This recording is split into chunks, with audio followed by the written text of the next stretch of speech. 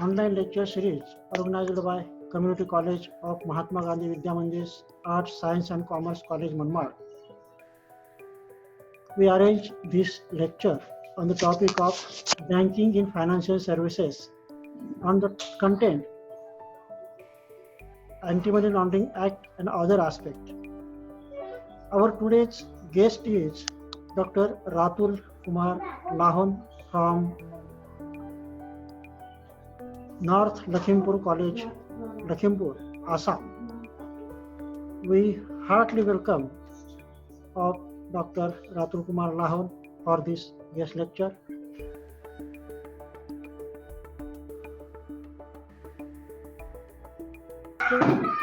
Will we carry on? Dr. Ratul sir, please carry on this lecture. I think we can start now. Yes. Start, please. Okay, so good afternoon to you all. Actually,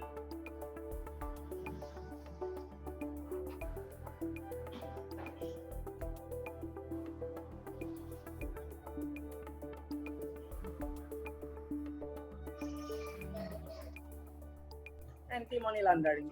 We will be discussing on banking ombudsman. Okay, which is one of the topic given to me. And if time permits and if all the arrangements are done, then I will be attending another class which will be on anti-money laundering. मेरा आवाज आ रही है ना? हाँ आ रहे sir बोल. पहले तो ये बात है कि मेरा हिंदी खराब है. At the beginning I am sorry for that. So I will be trying to make some mix of Hindi and English. Okay. So मेरा भी जो हिंदी है वो आप लोगों को बाद में मजा आएगा. ऐसे ही हिंदी बोला. बाकी जो है banking ombudsman. I think we all have at least one bank account with some of the banks. Okay, I think you all have accounts in some bank. Okay. I have accounts in 3 banks. At least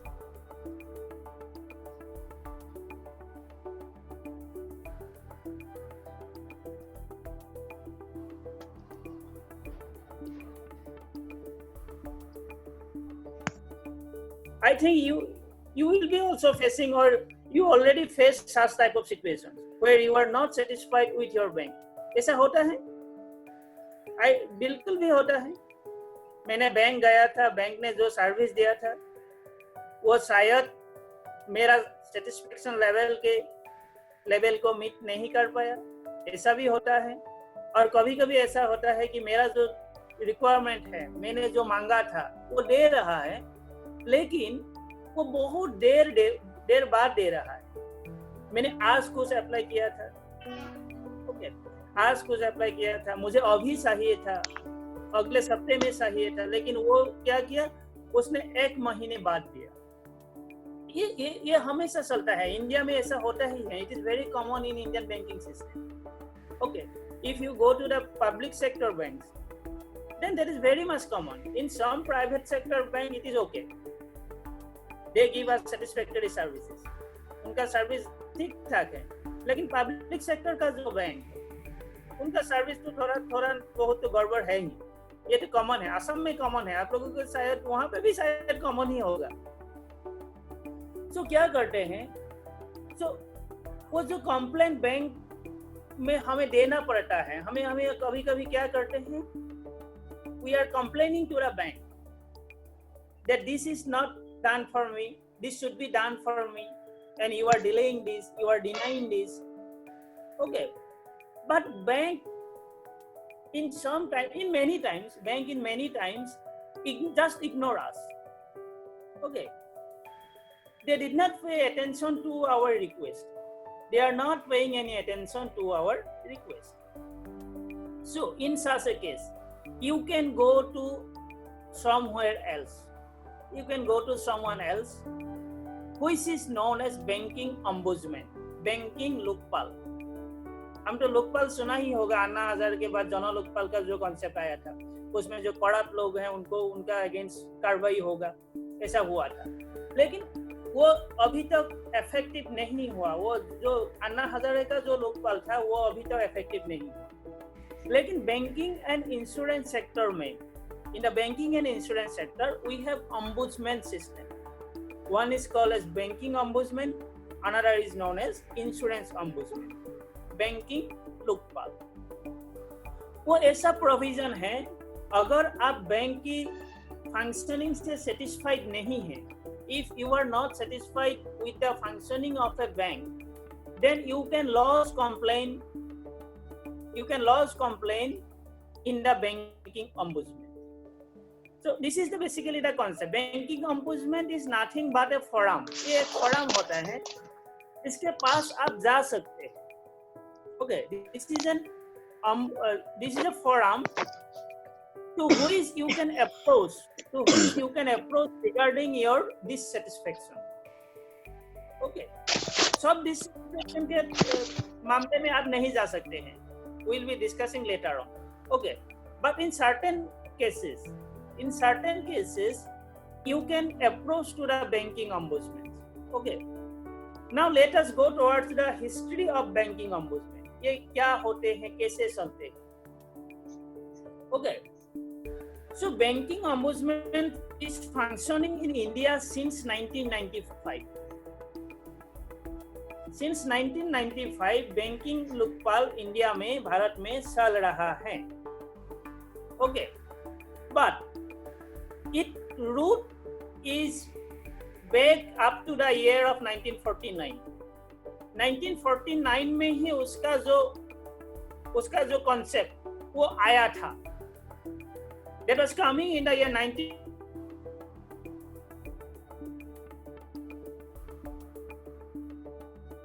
एक आइन है जो 1949 में ही पास हुआ था, which was passed in the year 1949. And under section 35A of that particular act, there was provision that some forum should be formed. Okay, कुछ forum होना चाहिए, वो 35A में बोला गया था, कुछ फोरम होना चाहिए. Some forum should be formed to monitor the functioning of a bank.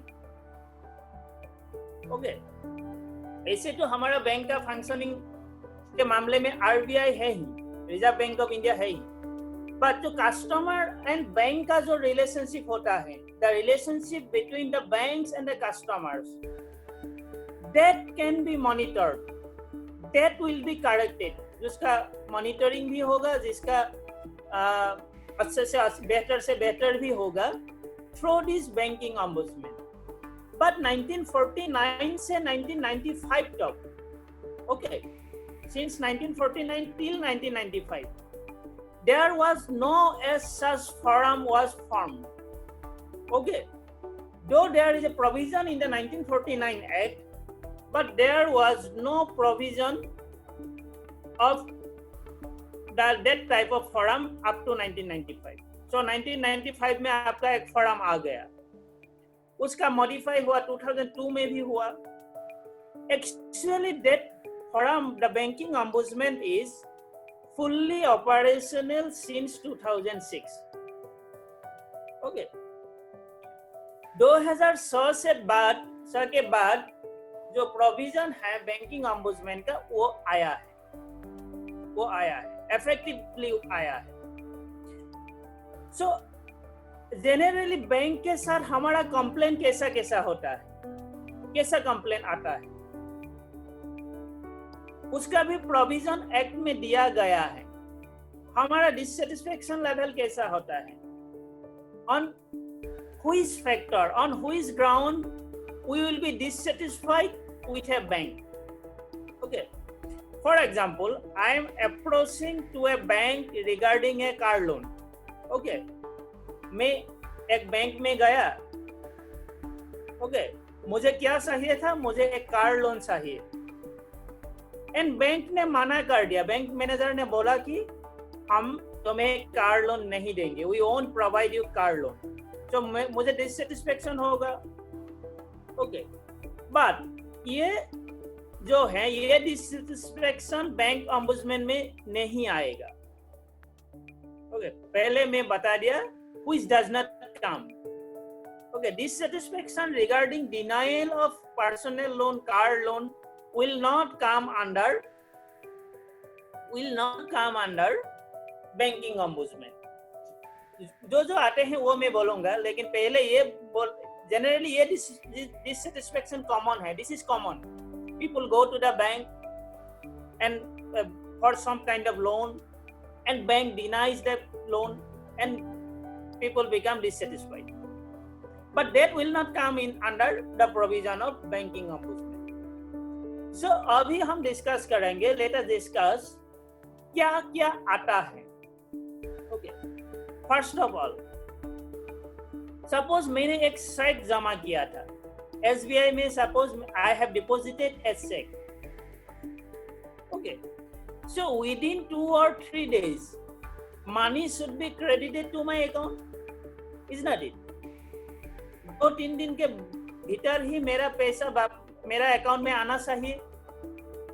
लेकिन कभी कभार ऐसा होता है, sometimes it happens that your money does not credited. It is not credited. Okay. और कभी कभी ऐसा होता है कि it is credited but after suppose 2 months 3 months. Okay, ऐसा होता है. इंडिया में ये कॉमन है. क्यों होता है इंडिया में ये? बिकॉज कभी कभी वो चेक ही गुम हो जाता है. ओके, आपका जो ड्राफ्ट दिया था वो भी कहीं मिसप्लेस हो गया. ऐसा होता है. सो इसमें आपका और मेरा बहुत नुकसान होगा. We will suffer losses. We will suffer financial losses. मुझे कल से एक बिजनेस स्टार्ट करना था, and due to that issue I could not start the business. So it will have negative impact on my personal finance, on my businesses. So I can approach to the banking ombudsman. Okay, I can approach to the banking ombudsman regarding compensation of the loss that is involved to me due to the negligence of the bank. Bank की तरफ से जो लापरवाही हुई है, bank की तरफ से जो लापरवाही हुई है, उसको इस लापरवाही के लिए जो क्षतिपूरण मुझे मिलना चाहिए था, उसके लिए मैं बैंकिंग ऑम्बुड्समैन के पास I can go. Okay.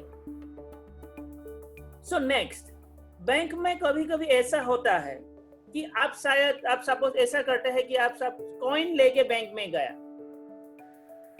Okay, you are going to the bank with a full bag of a coin. Suppose वो 1 रुपये का जो कॉइन होते हैं, you are going to the bank with a bags of 1 rupee coin. उसमें शायद 1 लाख रुपये होगा. 1 लाख रुपीज हैं वहां पे, एंड आप वो मोना ठेला लेके आप बैंक पहुंचे. उसमें क्या होगा? वो 1 लाख रुपए का कॉइन गिनने में बहुत सारा समय उनको लगेगा. ओके, सपोज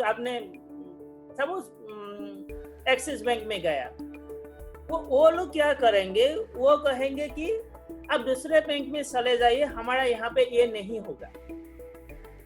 क्यों नहीं होगा? Because in order to count that much of coins, they will need at least 4 to 5 hours. Okay, 4-5 घंटे लग जाएंगे. So, to save that 4-5 hours of time, what they will be doing? They will be rejecting the deposits. So they will not accept your money. Okay, they will not accept your money. So in such cases, what will happen? You can approach to the banking ombudsman. Okay, आप banking ombudsman के पास जा सकते हैं और बोल सकते हैं कि मैंने 1 लाख रुपए का कॉइन लेके गया था एक्सिस बैंक में. ओके, कोई भी बैंक होते हैं, मैंने ऐसे एग्जांपल में ही एक्सिस बैंक बोल दिया. एक्सिस बैंक में गया था, लेकिन उन लोगों ने मेरा जो डिपॉजिट है, मेरा जो मनी है, उसको एक्सेप्ट नहीं किया. सो इसलिए मेरा बहुत नुकसान हुआ. ऐसा भी हो सकता है कि आप 1 लाख रुपए का कॉइन लेके गए थे अकाउंट में डिपॉजिट करवाने, शायद दिल्ली में आपका कोई संबंधी बीमार है, ऐसा भी हो सकता है। तो बहुत सारा आपका समस्या हो सकते हैं। So in that case you can go to the banking ombudsman, but there is a process through which you have to go. Okay, we will be discussing later on. It is not like that you are dissatisfied and you will go to the banking ombudsman. ये नहीं होता। Banking ombudsman जाने से पहले आपको कुछ procedure है जिसको आप फॉलो करना ही पड़ेगा। वो प्रोसीड्योर भी हमको डिस्कस करना है। कभी कभार ऐसा होता है, शायद आपका भी साथ होगा, एटीएम से पैसा निकालने वाला था और क्या हुआ, आपका जो पैसा था, पैसा आपका अकाउंट से कट गया लेकिन एटीएम मशीन से नहीं निकल आया। ऐसा होता है शायद। Due to certain reasons your money does not come out of the machine, however money is deducted from your bank account. ऐसा होता है। आजकल तो थोड़ा वो जो टेक्नोलॉजी है, it has been develop. Okay, technology develop हो गया, वो इमीडिएटली आपके अकाउंट में वो पैसा आ जाते हैं। But still there are certain instances where money does not come immediately. It may take more than 1 month। आपने जब बैंक में जाएंगे, बैंक मैनेजर बोलेंगे कि आपका अगले दिन आएगा, दूसरे दिन आएगा, परसों आएगा, लेकिन वो ऐसा होता है कि आपका repeated request, despite your repeated request to the bank manager, your money does not come. Your money does not get into your bank account. ऐसा होता है। आजकल वो थोड़ा प्रॉब्लम सॉल्व हो गया, लेकिन अभी भी थोड़े बहुत जगह पे ऐसा होता है। तो ऐसे ही केस में भी आप वो बैंकिंग ombudsman में जा सकते हैं, बैंकिंग लोकल में आप जा सकते हैं। कभी कभी हमारा पब्लिक सेक्टर बैंक में ऐसा होता है कि आप गए 10 बजे में, आपका वहां पे बैंक कितने बजे खोलते हैं?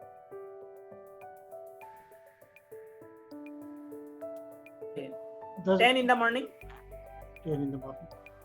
10 बजे, हमारे यहाँ पे भी 10 बजे खोलते हैं। तो 10 बजे जब हमारा बैंक खोलते हैं, हमारा क्या होते हैं, कभी कभी मैनेजर नहीं है, कभी कभी क्लर्क नहीं है, कभी कभी कैशियर नहीं है, वो आते हैं 11 बजे।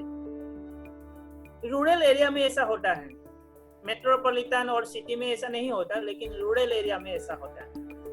तो इसके खिलाफ भी आप बैंकिंग ombudsman में जा सकते हैं। लेकिन वो जो देर हुआ, 1 घंटे ने कैशियर ने जो देर किया था, उसकी वजह से आपको नुकसान होना पड़ेगा। अगर आपका कोई नुकसान नहीं है तो आप बैंकिंग ombudsman का जाना जरूरी नहीं।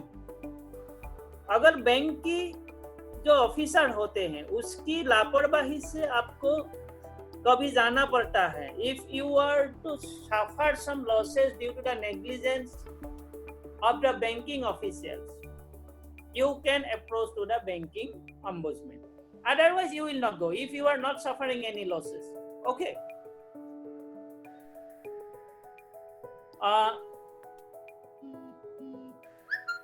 Another important point is that in some of the rural branches of India, Bharat के कहीं जो rural branches होते हैं, वहां पे ऐसा होता है कि बैंक में इतना सारा कर्मचारी नहीं है, बैंक का स्टाफ बहुत छोटा है, 2-3 आदमी से बैंक चला रहा है। ओके, अगर वहां पे आप खाता खोलवाने जाते हो, if you are going to that type of branches, okay, if you are going to that type of branches to open an account, okay, to open an account, they will deny you, okay, वो आपको बोलेंगे कि हमारा यहाँ पे खाता खोलने का प्रोविजन नहीं है, जो कि नहीं होना चाहिए। आप किसी भी बैंक ब्रांच में आपका अकाउंट खुलवा सकते हैं। ओके, आपका अकाउंट आप किसी भी बैंक में खुलवा सकते हैं, ये आपका राइट है। ओके, पाटिल जी कुछ बोलना चाहते हैं क्या? ललित पाटिल जी, ललित पाटिल जी कुछ नहीं confusion सर, है नहीं क्या? सर। नहीं आप हाँ continue okay, then fine, okay okay. अगर अगर कोई कंफ्यूजन है तो मुझे डायरेक्टली बोल देना। ये हम क्लास नहीं कर रहे हैं, हम फ्रेंडली डिस्कस कर रहे हैं। Okay sir. Okay okay. So ऐसा होता है कि कभी कभी बैंक डिनाई करते हैं, वो बोल देते हैं कि हमारा यहाँ में अकाउंट नहीं होगा, तो ये बैंक कर नहीं सकते। This is not the right of a bank officials to deny you, reject you to open a bank account. Okay. So this is common in some rural branches. So इसके खिलाफ भी आप ombudsman जा सकते हैं। और एक कॉमन बात है कि आपको कोई नोटिस दिए बिना, without any notice, the bank may charge some amount of money from your account. आपको कोई नोटिस नहीं भेजा and they simply deduct money from your account. कोई क्रेडिट कार्ड का चार्ज ले लिया, कोई डेबिट कार्ड का चार्ज ले लिया, ओके। सो उसके लिए बैंक को आपको मैसेज देना होगा, this much of rupees are deducted from your account, debited from your account due to this reason. अगर बैंक ये नहीं करते, if bank does not abide by that guidelines, that regulations, then you can approach to the banking ombudsman. और बहुत कुछ है, okay. आपको बिना बताए, आपको बिना वजह आपका अकाउंट बंद कर दिया, okay. Suppose banks are closing your account without any reason and without informing you, then you may have suffering lots of issues. Okay, आपका बहुत नुकसान होगा, बहुत आपको नुकसान झेलना पड़ेगा। Okay, so in that case, you can directly go to the banking ombudsman. और एक बात है, सपोज इन समय कोरोना के बीच में जब रिजर्व बैंक का जो गाइडलाइन आया है, जो आपको 31 अगस्त से पहले का जो लोन ईएमआई है, आप अगर चाहते हैं तो वो आप नहीं पे करना पड़ता, okay. If you want not to pay that loan up to 31st August, then you can approach to the bank and bank have to follow the guideline of the Reserve Bank. ये तो आप सभी लोगों को शायद मालूम है। अगर बैंक ने आपको ऐसा किया, नहीं आपको देना ही पड़ेगा, that means they are not following the guidelines of Reserve Bank of India. Okay, they are not following the guidelines of Reserve Bank of India. That matter may be, okay, that matter may be approached to the banking ombudsman. ये सभी matter को मैंने just example के लिए मैं loan moratorium के बारे में बताया। अगर बैंक किसी भी रिजर्व बैंक ऑफ इंडिया का गाइडलाइन फॉलो नहीं करते, okay, then you can directly go to the banking ombudsman. Okay, you can go to the banking ombudsman. But there are lots of issues. I think that will take lots of our time. But simply हमारा ये conclusion होगा, you can approach to banking ombudsman regarding any dissatisfactions, regarding any losses suffered to you due to the negligence of a bank. Okay, you can approach to the banking ombudsman.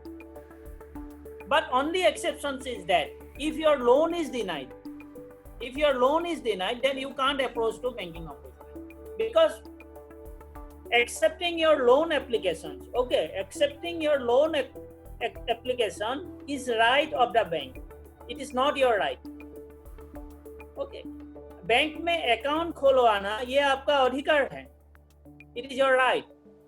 But bank से loan पाना, okay, to avail loan from a bank, it is not your right, it is their right.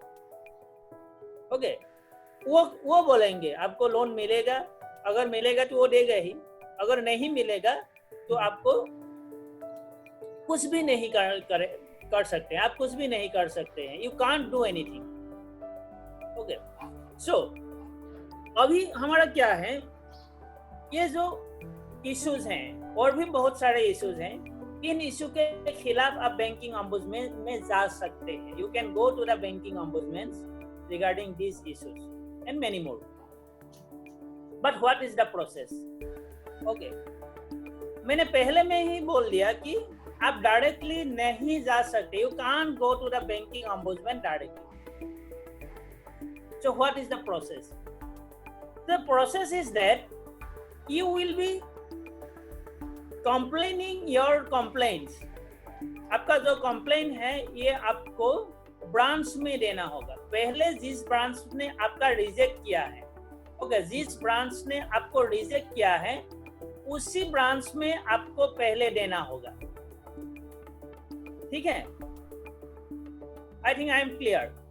जिस branch ने आपका loss नुकसान बढ़ाया, जिस branch ने आपको नुकसान बढ़ाया, जिस बैंक ने आपको डिससेटिस्फेक्शन दी, उस ब्रांच में आपको पहले जाना होगा. जाना होगा मतलब ऐसा नहीं है कि आप डायरेक्टली जा सकते हैं. You can mail to them, you can write a letter to them. Okay, ऐसा नहीं है कि आप खुद जाएंगे. लेटर भी भेज सकते हैं, मेल भेज सकते हैं. ओके, सो उसको वहां जाने के बाद आपको क्या करना होगा? You have to file the complain. Okay, you have to file the complain. आपको कंप्लेन फाइल करना होगा. वो उसका एक्नॉलेजमेंट आपको बैंक से लेना होगा. अगर आपने मेल किया तो कोई प्रॉब्लम नहीं है, क्योंकि वो मेल में the letter will be acknowledged in the mail. Okay. अगर आपने पोस्ट किया उसका भी आपके पास रिकॉर्ड होगा. If you go to the bank physically and you lodge your complaint, then at the first you have to accept that complaint from the concerning authority of the bank. Bank का जो authority होगा वहां से आपको ये लेना होगा. वो क्लियर है मेरा बात? जो सपोज मैनेजर है, मैनेजर के पास आपको जाना होगा. The manager has to acknowledge your application, your complaints. Okay, जो कंप्लेन है वो आपको लेना होगा. तो उसके बाद आपको कुछ भी नहीं करना है. 1 महीने तक, अप टू 1 month आपको कुछ नहीं करना होगा. You are not to do anything. You can go to the banking ombudsman. 1 महीने तक अगर आपके पास कोई रिप्लाई नहीं आया, if reply does not come within 1 month, okay, if reply does not come 1 month, then you can approach to the banking ombudsman. Okay, suppose reply comes to you within 1 month.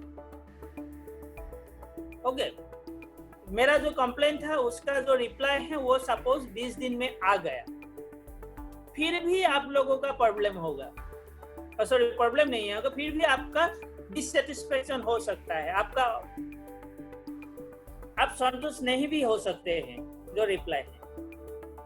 Okay, सो उस reply के against भी आप ombudsman में जा सकते हैं. Okay, सो ये बात शायद क्लियर हो गया.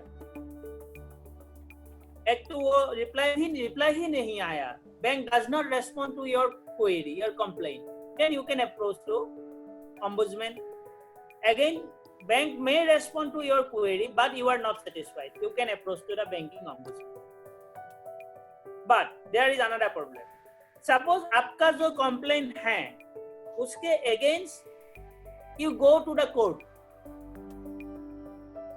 then you can't go to the ombudsman.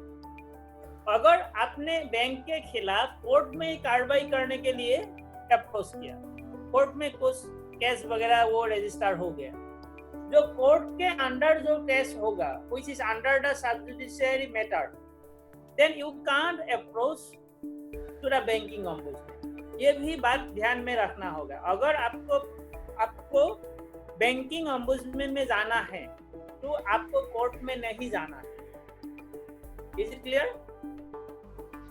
So court में जाने से पहले आपको मेरा सजेशन है, मेरा वो ओपिनियन भी है, वो जो बैंकिंग का जो मैटर है वो generally it is resolved in the banking ombudsman rather than in a court. In the court it will take years of time, बहुत सारा साल लग जाएगी. Okay.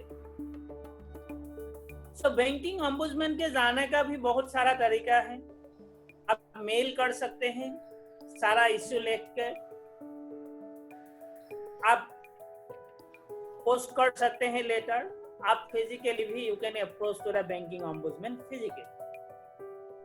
So in India, as of now we have 20 regional centers of banking ombudsman. आपके महाराष्ट्र में भी ऐसा नहीं है कि आप आरबीआई के सेंट्रल ऑफिस आना पड़ेगा, ऐसा नहीं है.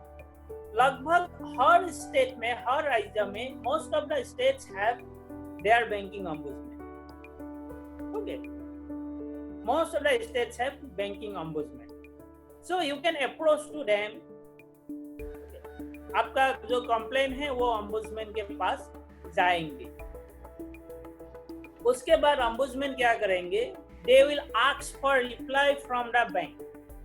आपके जो अभियोग है, सपोज ये सपोज एसबीआई के खिलाफ है, तो जिस ब्रांच का खिलाफ आपका कंप्लेन है, ombudsman अथॉरिटी उनको लिखेंगे. They will write to that particular branch of the bank. So ombudsman का एक बेनिफिट ये है, they will try to make an understanding between the customer, that means the complainants, and the bank. Okay. Generally, the ombudsman does not try to penalize the bank. ऐसा नहीं है कि bank के ऊपर फाइन दे देगा, bank के ऊपर कोई strict provision. Try to establish a amicable understanding between the two parties. तो दोनों पार्टी हैं आपके और बैंक के बीच अंडरस्टैंडिंग लाना वो साथ दे.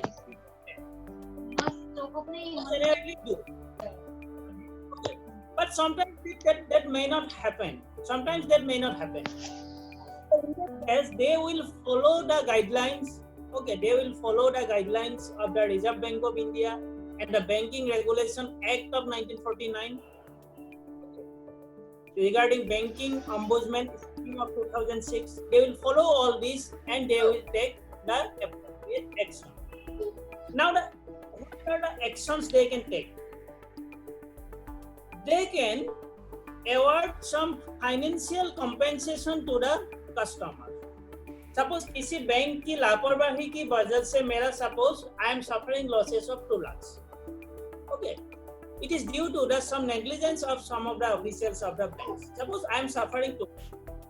So the banking ombudsman may offer, the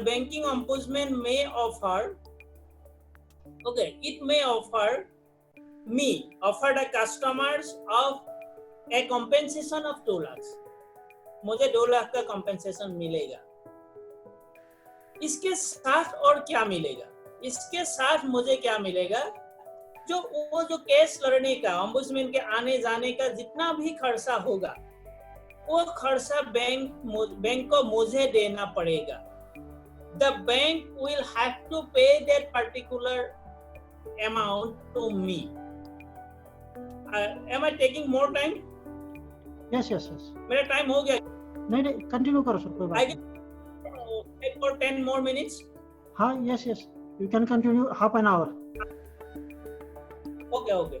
No, I will take just 10 or 15 minutes. Yes.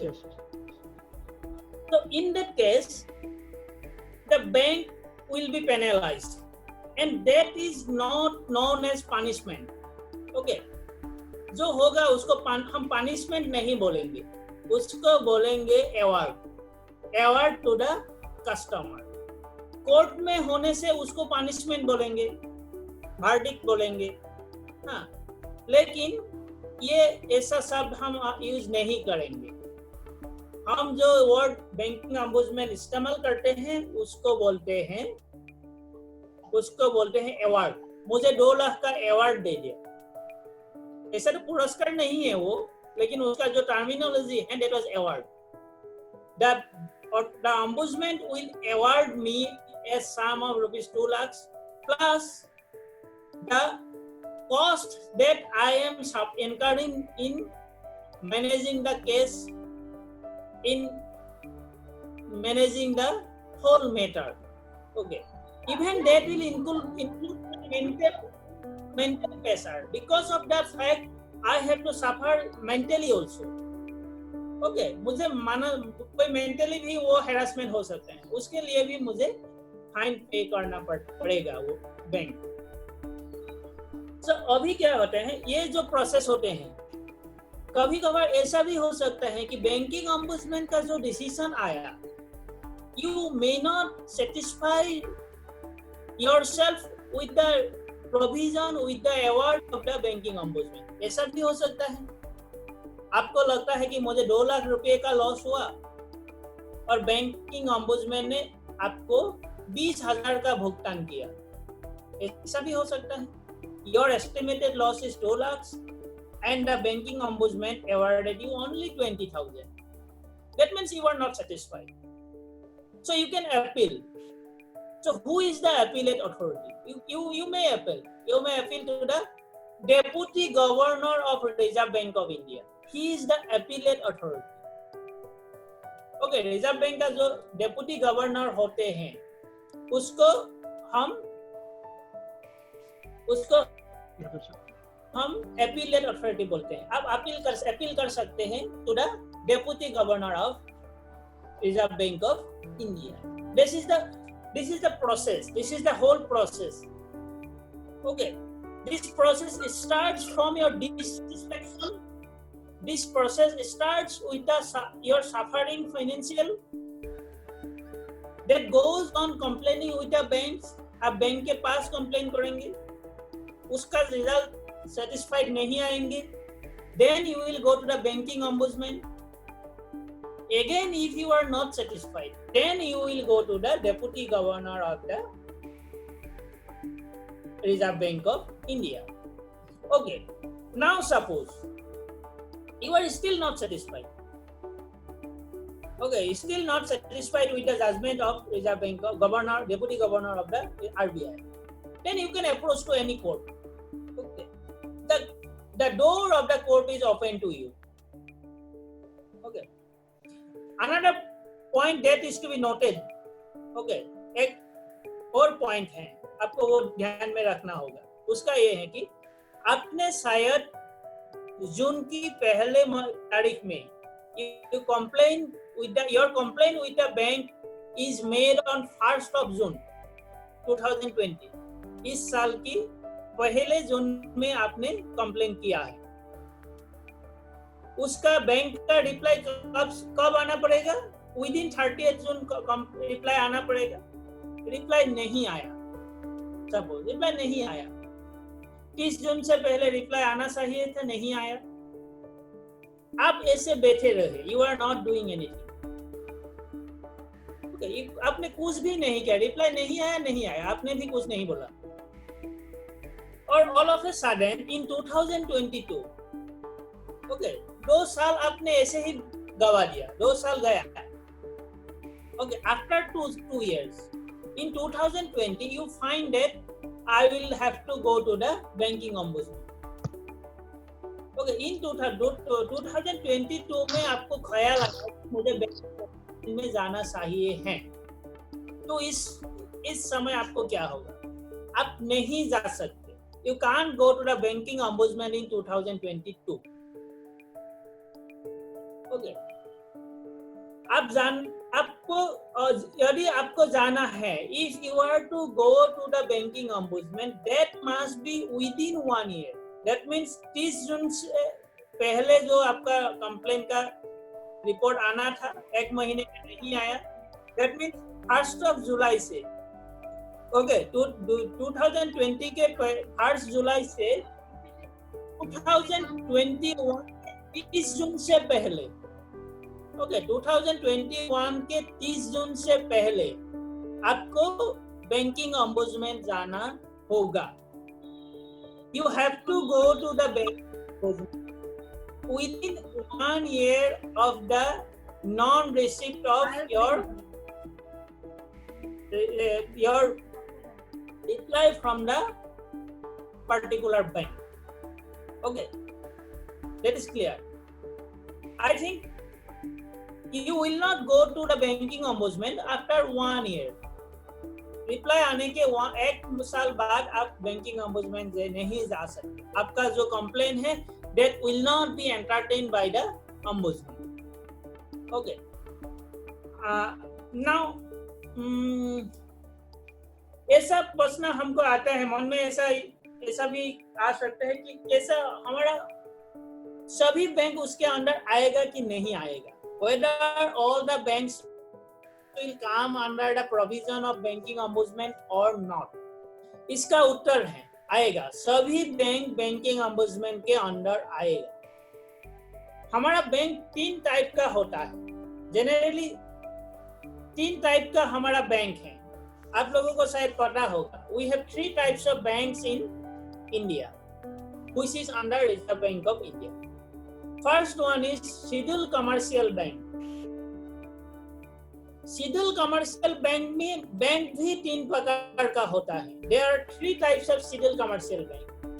एक है जो पब्लिक सेक्टर अंडरटेकिंग्स, इसमें वो आते हैं कि SBI आते हैं, आप लोगों का वहाँ पे देना बैंक आते हैं, कॉर्पोरेशन बैंक आते हैं, ऐसा सभी बैंक आते हैं. नेक्स्ट आते हैं प्राइवेट सेक्टर बैंक. उनमें क्या क्या आते हैं? Axis bank, HDFC bank, ICICI bank, ये सब आते हैं. नेक्स्ट आते हैं फॉरेन बैंक. फॉरेन बैंक मेरा जो लोकेलिटी है, मेरा लोकेलिटी में कोई भी फॉरेन बैंक नहीं है, लेकिन मुझे मालूम है मुंबई में, महाराष्ट्र में बहुत सारे फॉरेन बैंक का ब्रांच हैं. सिटी बैंक था पहले, वो भी फॉरेन बैंक था. सिटी बैंक, CITI जो बैंक था, अभी भी आ रहे हैं. बैंक ऑफ चाइना भी आ रहे हैं, वो शायद मुंबई में ब्रांच खोलेगा ही खोलेगा. ये तीनों टाइप ऑफ बैंक जिसको हम बोलते हैं scheduled कमर्शियल बैंक, वो सूचीभुक्त वाणिज्यिक बैंक कहलाते हैं. उनको भी वो ombudsman के अंडर आएगा. और एक टाइप का बैंक है जो रीजनल रूरल बैंक कहते हैं, वो भी शायद महाराष्ट्र में खूब होगा. ये हमारे यहाँ पे भी है. रीजनल रूरल बैंक हमारे यहाँ पे भी बहुत सारे हैं, वो भी बैंकिंग ombudsman के अंडर ही आएंगे. और एक तीसरा टाइप का बैंक है कोऑपरेटिव बैंक. ये भी महाराष्ट्र में बहुत ज्यादा है. If I am not wrong, there are lots of branches of cooperative bank in Maharashtra. In Assam, in our state, there are very few cooperative banks. Still, as per my knowledge, Maharashtra and Gujarat, West Bengal and Kerala are very rich in cooperative banks. But whatever may be, cooperative banks are under the provision of banking ombudsman. Okay. That means इन जो 3 type का bank के बारे में मैंने बोला, okay, ये तीनों bank में आपका कोई डिससेटिस्फेक्शन होगा, आपका कोई इन बैंकों के साथ प्रॉब्लम होगा, तो you can go to the banking ombudsman which following particular regarding all the procedures. Okay, you can go to that. Now, banking ombudsman कैसे गठित होते हैं? Banking ombudsmen are generally from under the supervision of Deputy Governor of Reserve Bank of India. RBI का जो governor होते हैं,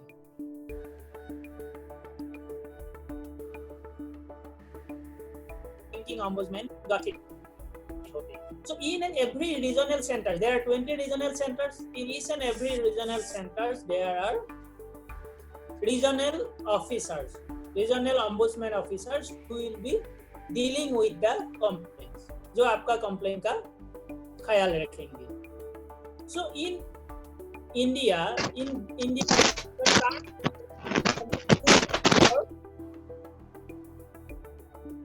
गठित होगा, एक जो फर्म गठित होगा, इस फर्म का कार्यकाल 3 साल होगा. Okay. The term of the banking ombudsman is for 3 years, but that may be extended up to 3 more years. वो extend हो सकते हैं. It depends upon the RBI. RBI extend कर सकते हैं, नहीं भी कर सकते। So, in a nutshell, these are the basic concepts regarding this banking ombudsman. So, Gajanand ji, I think if they have some queries, then we can discuss something. No, you are muted. Mute हो रहा है आपका। गजानंद जी आपका mute है। हाँ भारती जी, भारती साळुंखे।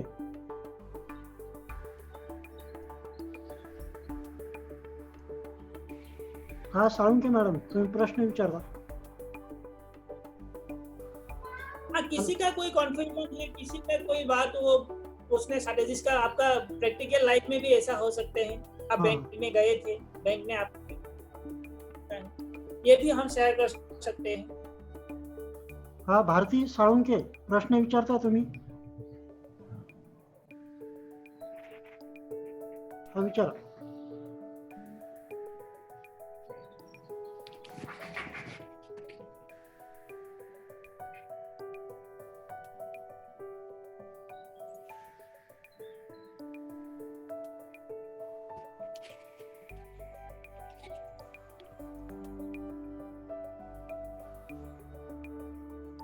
विचारा, तुमचा प्रश्न विचारा।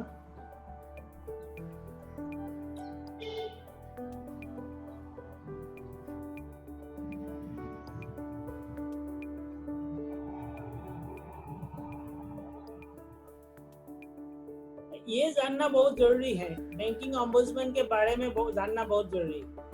कभी आपको बैंक में जाना होगा और आप सेटिस्फाइड नहीं हैं, आपको सिर्फ ये बोलने से काफी है कि मैं बैंकिंग ओम्बुड्समैन जाऊंगा। प्रश्न विचारायला ये तो मुझे सुनाई नहीं दे रहा है। केव्हा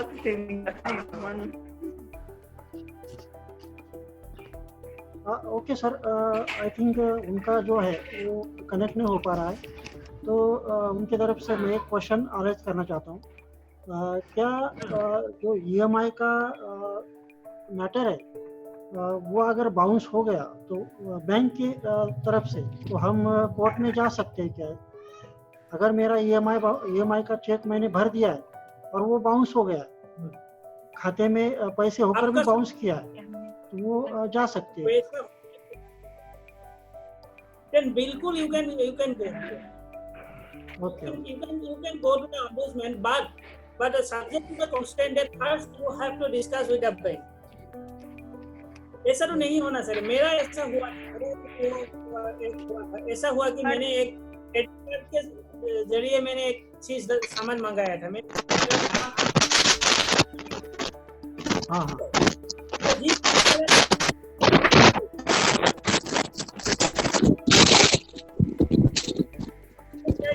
जो अमाउंट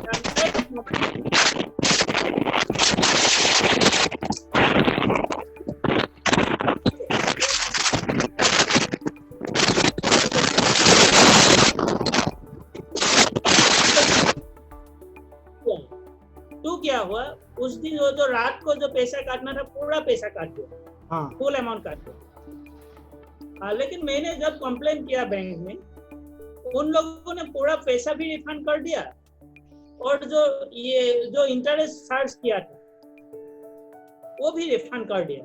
ऐसा होगा आपका, शायद ऐसा हुआ तो मुझे मानना है कि वो सॉल्व हो जाएगा। अगर नहीं हुआ तो ombudsman जाना जरूरी है।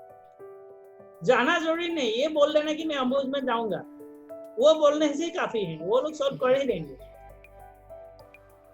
वही अभी ये लॉकडाउन के पीरियड में वही दिक्कतें आ रही है सबको, इसलिए आपके माध्यम से ये जो क्वेश्चन है वो मैंने किया है। तो now were the session. So I think we can conclude ना? Yes. तो आज के सेशन में डॉक्टर रातुल कुमार लाहौन आसाम से हमारे साथ जुड़े थे। इसके लिए मैं उनका महात्मा गांधी विद्या मंदिर संचालित कला विज्ञान और वाणिज्य महाविद्यालय मनमाड़ की ओर से principal doctor PS Jagdale sir की ओर से उनका धन्यवाद अदा करता हूँ और आगे भी उनसे विनती करता हूँ कि जब भी हमें ज़रूरत पड़े तो हमारे स्टूडेंट को गाइड करने के लिए आप यहाँ पे आज तो ऑनलाइन आए, कभी हमने हमारे बुलावे से यहाँ पे फिजिकली भी आप आ सकते हो तो बहुत अच्छा होगा। तो फिर एक बार हम आपसे रिक्वेस्ट कर सकते हैं। तो आज के लेक्चर के लिए मैं आपको कॉलेज की तरफ से धन्यवाद देना चाहूँगा और आज का ये सेशन जो है ये यहीं पे ही समाप्त करना चाहूँगा। धन्यवाद सर, थैंक यू।